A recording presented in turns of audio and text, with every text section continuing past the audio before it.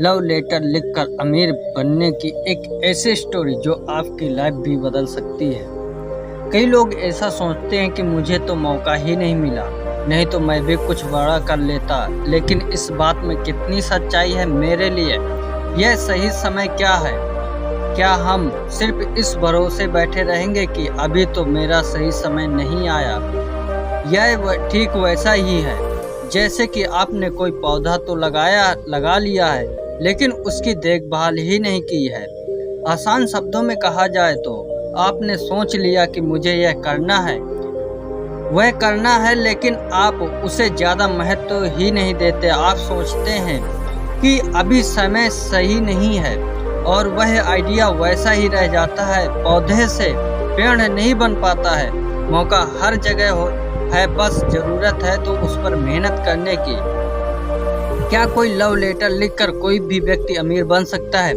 जरूरी नहीं है कि एक आइडिया तभी बड़ा हो जब वह नया हो। यदि पैसा कमाने के लिए पुराने आइडिया को भी तकनीक के साथ जोड़ा जाए तो हमें कुछ नया देखने को मिलता है। जब किसी आइडिया को तकनीक के साथ जोड़ देते हैं तो जिससे लोगों की मदद हो तो एक स्टार्टअप बनता है जिसे कामयाब बनाने के लिए कड़ी मेहनत लगती है।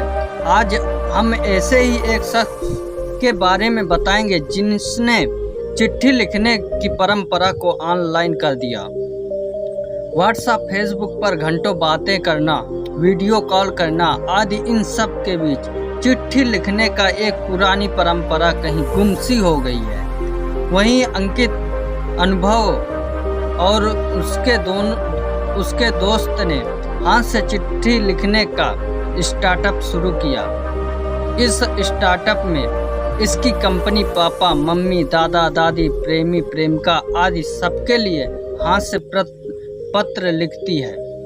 मतलब अगर आप पत्र के माध्यम से अपनी प्रेमिका या प्रेमी से कुछ बातें कहना चाहते हैं और आपको शब्द नहीं मिल रहे हैं तो यह आपकी मदद करता है। या फिर अपने मम्मी पापा या रिश्तेदारों को पत्र लिखना है तो भी यह आपकी मदद करती है।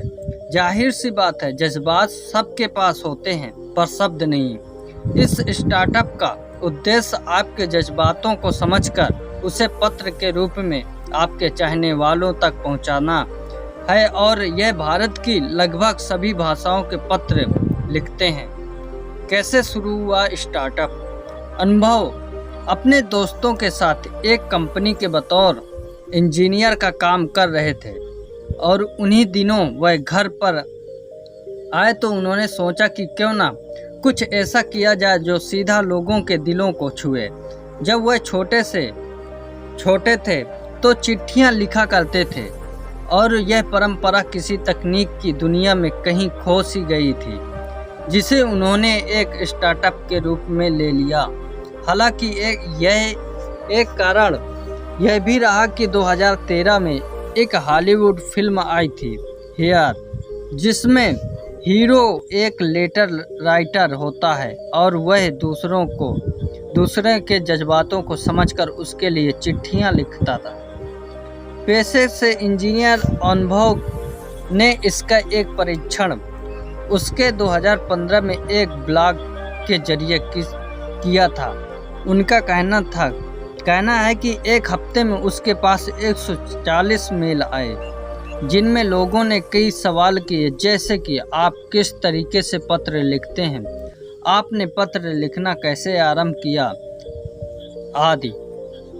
इससे वे काफ़ी मोटिवेट हुए। उन्हें काफ़ी हिम्मत मिली, जिसके बाद उन्होंने टीम बनाई और काफ़ी समय तक इस पर रिसर्च की और 2016 में इन्होंने अपनी company the Indian handwriting letter corporation registered करवाई। अनुभव बताते हैं कि दिन भर में उन्हें कई सारे रिक्वेस्ट आती हैं, जिनमें से 70% रिक्वेस्ट प्रेम पत्र की होती हैं। ऐसे में कई लोग अपनी भावनाएं बताते हैं और उनके शब्द देना उनका काम होता है।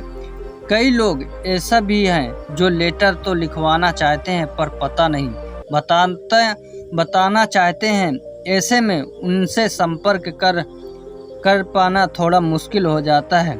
और कई ऐसे लोग भी हैं जो नियमित ग्राहक बन जाते हैं। कैसे होती है ये इस स्टार्टअप में इनकम? यह कंपनी अपने ग्राहकों से 2 रुपये, 50 रुपये, 160 पैसे प्रति शब्द लेती है और यह ग्राहक पर निर्भर करता है कि वह अपना पत्र कितने शब्दों का लिखवाना चाहता है।